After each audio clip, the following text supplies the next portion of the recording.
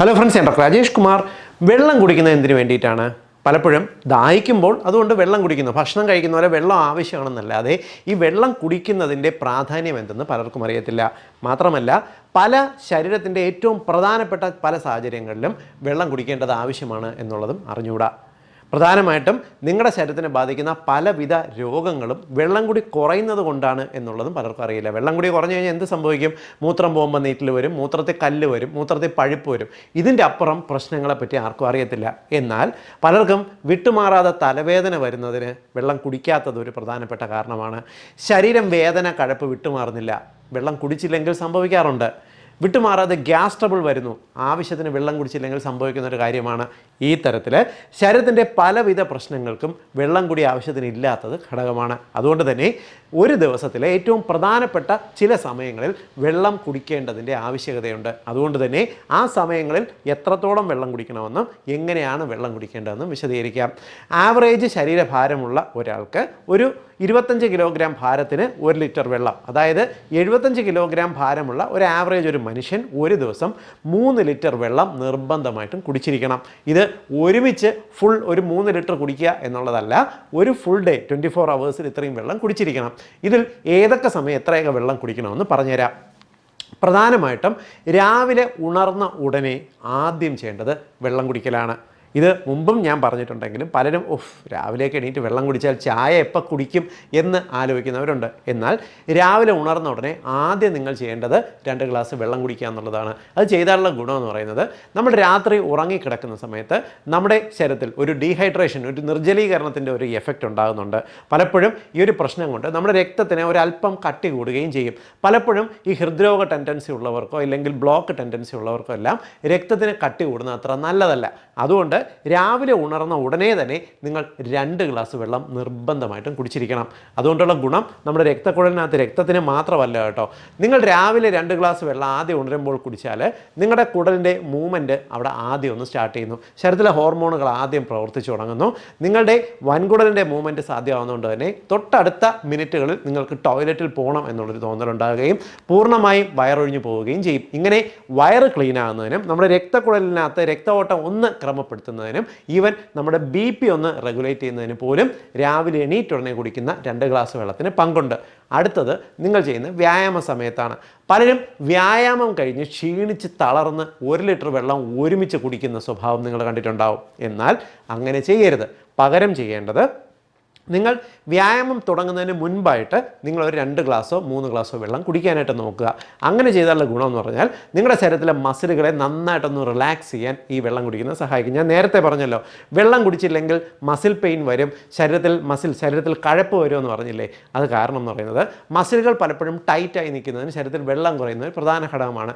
വ്യായാമം തുടങ്ങുന്നതിന് മുമ്പ് നിങ്ങൾ 2 ഗ്ലാസോ 3 ഗ്ലാസോ വെള്ളം കുടിക്കുന്നുണ്ടെങ്കിൽ നിങ്ങളുടെ ശരീരത്തിലുള്ള എല്ലാ മസിലുകളും റിലാക്സ് ആകുകയും നിങ്ങൾക്ക് വളരെ ഈസി ആയിട്ട് വ്യായാമം ചെയ്യാൻ സാധിക്കുകയും ചെയ്യും. ഇത് മസിലുകൾ വളരെ പെട്ടെന്ന് വികാസിക്കുന്നതിനും സങ്കോചിക്കുന്നതിനും മസിലുകൾക്കകത്ത് പ്രത്യേകിച്ച് ഹൃദയത്തിന് ഉൾപ്പെടെ കൃത്യമായിട്ട് പമ്പ് ചെയ്യുന്നതിനും സാധിക്കും. പലപ്പോഴും നമ്മൾ ഈ വ്യായാമം ചെയ്യുന്ന സമയത്ത് ശരീരത്തിലുണ്ടാകുന്ന നീർക്കെട്ടുകളൊക്കെ പെട്ടെന്ന് മാറ്റുന്നതിന് വെള്ളം കുടിക്കുന്നത് നല്ലതാണ്.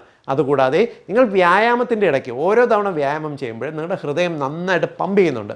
ഈ പമ്പ് ചെയ്യുന്ന സമയത്ത് രക്തം നല്ല ഫോഴ്സിൽ എല്ലാ ഭാഗത്തേക്കും എത്തണം എന്നുണ്ടെങ്കിൽ നിങ്ങൾ അതിനിടയ്ക്ക് വെള്ളം കുടിക്കണം. അതായത് ഓരോ 10 മിനിറ്റ് ഗ്യാപ്പിലും നിങ്ങളൊരു 1 ഗ്ലാസ് വെള്ളമെങ്കിലും ആവറേജ് കുടിച്ചിരിക്കണം. ഇത് വ്യായാമം ചെയ്യുന്നതിൻ്റെ ഇടയ്ക്ക് വെള്ളം കുടിക്കുന്ന പാറ്റേൺ ആണ്. ഇങ്ങനെ കൃത്യമായിട്ട് ചെയ്തു നോക്കിയേ, നിങ്ങൾക്ക് വ്യായാമം ഒരുപാട് സ്ട്രെയിൻ ഉണ്ടാകത്തില്ല.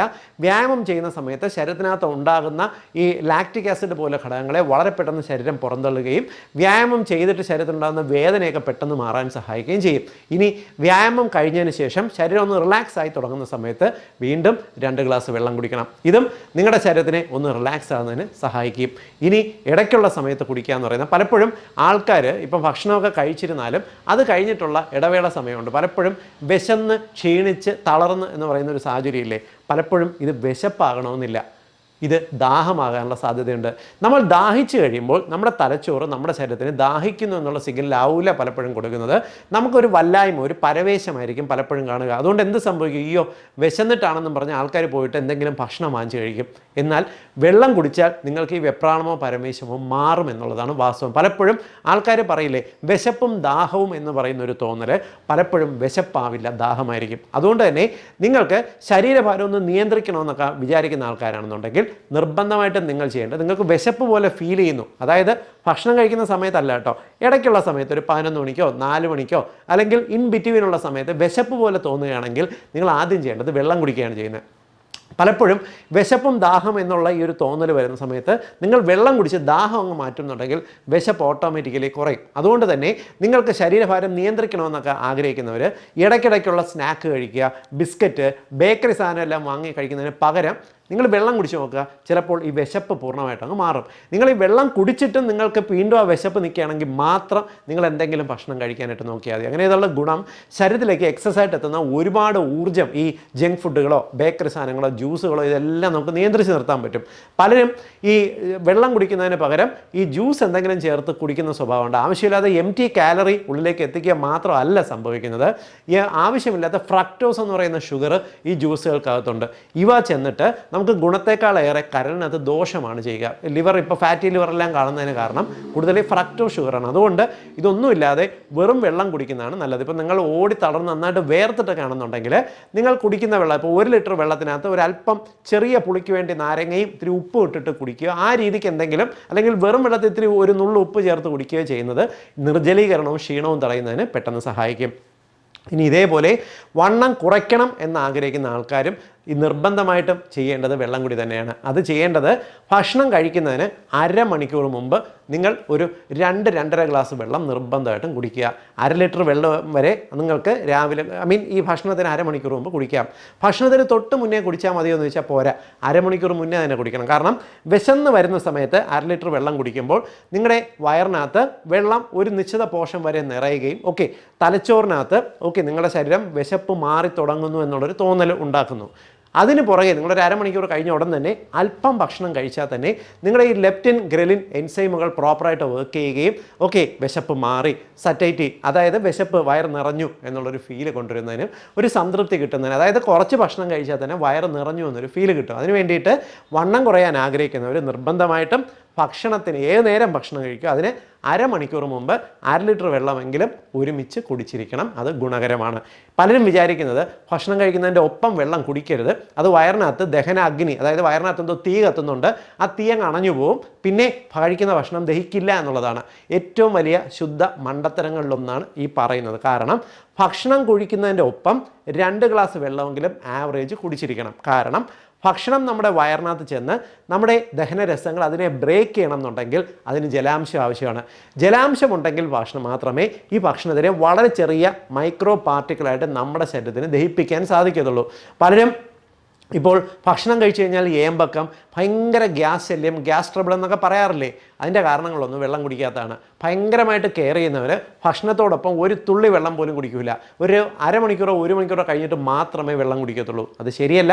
ഭക്ഷണത്തിൻ്റെ ഒപ്പം 2 ഗ്ലാസ് വെള്ളം, കൂടുതലൊന്നും വേണ്ട കേട്ടോ, 2 ഗ്ലാസ് വെള്ളം കുടിച്ചാൽ മതി. ഇത് ഭക്ഷണം നന്നായിട്ട് ദഹിക്കുന്നതിന് സഹായിക്കും. ഭക്ഷണം കഴിച്ച് കഴിഞ്ഞ് അരമണിക്കൂറോ 1 മണിക്കൂറോ കഴിഞ്ഞ് വീണ്ടും നിങ്ങൾ ആവശ്യം പോലെ വെള്ളം കുടിച്ചോളൂ, ഒരു കുഴപ്പമില്ല, ധൈര്യമായിട്ട് നിങ്ങൾക്ക് കുടിക്കാവുന്നതാണ്. ഇതുകൂടാതെ പലപ്പോഴും നിങ്ങൾ നന്നായിട്ടിരുന്ന് പഠിക്കുന്ന സമയത്തും തലച്ചോറിന് വെള്ളം ആവശ്യമാണ്. പലപ്പോഴും നിങ്ങൾ കുറേ നേരം ഇരുന്ന് പഠിക്കുന്നു, അല്ലെങ്കിൽ വളരെ തിരക്കിട്ട ജോലി ചെയ്തിട്ട് നിങ്ങൾക്ക് ബ്രെയിൻ ഫോഗ്, തലച്ചോറ് ഇങ്ങനെ അങ്ങ് പെരുത്ത് നിൽക്കുന്ന ഒരു ഫീല് വരുന്നു, തലയ്ക്കകത്തൊരു ഭാരം ഫീൽ ചെയ്യുന്നു, അയ്യോ ഇനി ഒരു അല്പം റിലാക്സ് ചെയ്യണം. പലരും പുറത്തിറങ്ങി ഒരു സിഗരറ്റ് വലിക്കുന്നു. അത് തലച്ചോറിന് ഒരു സ്റ്റിമുലേഷൻ കിട്ടുന്നതിന് വേണ്ടിയാണ് പലരും ചെയ്യുന്നത്.